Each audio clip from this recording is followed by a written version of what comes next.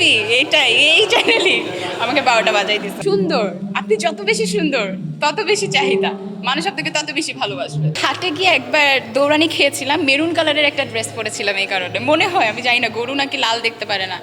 আমি মানুষটাই উল্টা। আমার কাছে মনে হয় যে গিফট জিনিসটা আপনি যদি ভালোবেসে আমাকে দেন, সেটা 1 টাকার একটা গিফট হোক, সেটা আমার কাছে খুব খুব খুব এক্সপেন্সিভ। 1 টাকার গিফট হলো, বাট দেখা যাবে আপনি আমাকে ইমপ্রেস করার জন্য যদি আপনি আমাকে কোটি টাকার গিফটও দেন, সেটা আমার কাছে ভালো লাগে না। আমাকে গিফট করতে হলে ভালোবেসে গিফট করতে হবে। বিউটি সেক্টর একদমই নতুন, আমি তো কাজ শিখছি এখনো। সেই ক্ষেত্রে আমি একবার চুল কালার করতে গিয়েছিলাম সেটা আমি আমার খালামুনির চুল কালার করতে গিয়েছিলাম। আনফর্চুনেটলি ওর চুলে যে কালারটা চেয়েছি তার উল্টা কালারটা এসেছে। বাট এখন আলহামদুলিল্লাহ মোটামুটি কাজ জানি। এবং আরও একটা কমন প্রশ্ন মানুষ করে যে আপনি পার্লার দিয়েছেন তাহলে নিজে কেন কাজ জানেন না। ব্যাপারটা হচ্ছে পার্লার দিয়েছি মানেই যে আমার একদম কাজ জানতে হবে এমন না।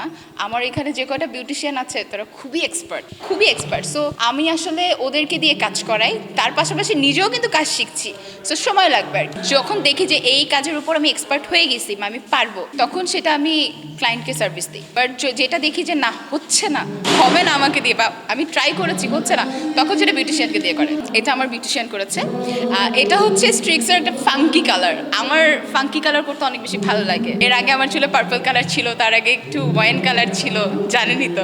সো আমি সবসময় নতুন নতুন কালার এক্সপ্লোর করতে পছন্দ করি, এবং আনফর্চুনেটলি আমার স্যুট করেছে। আমি ফার্স্টে ভেবেছিলাম যে না হয়তো ভালো লাগবে না, বাট সবাই বলতেছে যে না সুন্দর, এটাও চেঞ্জ করবো। সুন্দর, আপনি যত বেশি সুন্দর তত বেশি চাহিদা, মানুষ আপনাকে তত বেশি ভালোবাসবে। সো সৌন্দর্যের জন্যই আসলে করা, সুন্দরের জন্য যত কষ্টই হোক গায়ে বাঁধা না। আমার ফেসবুকে আমি দেখি না, আমি একমাত্র ইনস্টাগ্রামে অনলাইনে থাকি। ইনস্টাগ্রামে কেউ এত রকম টেক্সটও দেয় না আলতু ফালতু। আর যেহেতু ফেসবুক, মেসেঞ্জার, হোয়াটসঅ্যাপ সবই মা দেখে, তো সেই জানে যে কয়টা টেক্সট আসে, কয়টা টেক্সট যায়। বাট শুনি যে অনেক এরকম টেক্সট দেয়। আমি আসলে এই সোশ্যাল মিডিয়াটা পুরোটাই আম্মু দেখে। ব্যক্তি জীবন আমি কিন্তু একদমই ডিফারেন্ট। আমাকে সোশ্যাল মিডিয়াতে যেটা মানুষ দেখে সেটা কিন্তু আসলে আমি না। আমি এত ম্যাচিউর না। আমি খুব সুন্দর মতো কথা বলতে পারি ক্যামেরার সামনে, কিন্তু আমি যখন ইন মাই পার্সোনাল লাইফ আমি খুবই ফ্র্যাঙ্ক।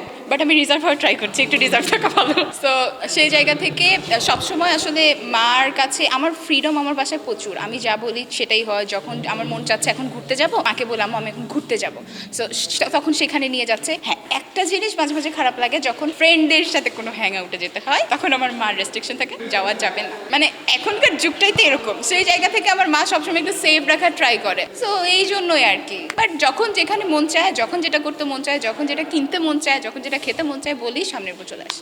একবার গরু কোরবানি দিয়েছিল, তো গরুর রক্ত নাকি মানে আমি পাড়া দিয়ে ফেলছিলাম। আমি আসলে তখন জানতাম না, আমি মনে করছিলাম ওটা আলতা। তো এই একটা স্মৃতি আমার মনে থাকবে সবসময়, যে আমি আলতা ভেবে ওইখানে পাড়াচ্ছিলাম। পরে আমি শুনলাম যেটা গরুর রক্ত, তারপর আমার কাছে একটু কেমন কেমন যেন লাগছে। তারপর আমি 2 দিন ভাত খাইতে পারি নাই। এটা অনেক আগে, ছোটবেলায়, প্রায় তখন আমার বয়স কত হবে, 10-11 এরকম তখন। তারপর আমি 2 দিন ভাত খেতে পারি নাই, এই খালি এই কিতকিতের জন্য।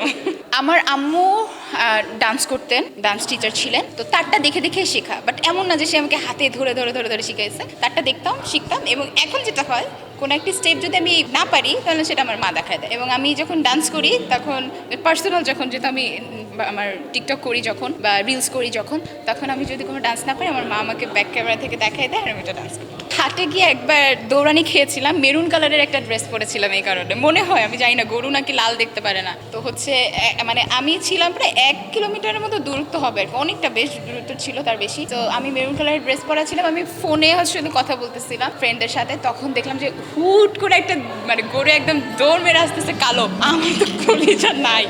পরে দেখলাম যে না, আমার পাশ দিয়েই চলে গেল, আরেকটু হলে হয়তো গোতাটা খেতাম। আপনার একটা হাসি অনেক ভাইরাল হয়েছে, অনেক সমালোচনা, আলোচনা, অনেক কিছু হয়েছে। ক্যামেরার অ্যাঙ্গেল এমন একটা জিনিস, এক এক দিক থেকে আমাদেরকে এক এক রকম লাগে। ফ্রন্ট থেকে দেখতে একরকম লাগছে, আপনি যদি সাইডে নেন আর এক রকম লাগবে। আর হাসিটা আমি সবসময় খুব ওপেন হাসতে পছন্দ করি। আমার হাসি এত জঘন্য না, কিন্তু ক্যামেরার অ্যাঙ্গেলের কারণে এই এনপিভি এইটা এই চ্যানেলই আমাকে 12টা বাজাই দিচ্ছে। বাট সমস্যা নেই, আমি এনজয় করি, ভালো লাগে।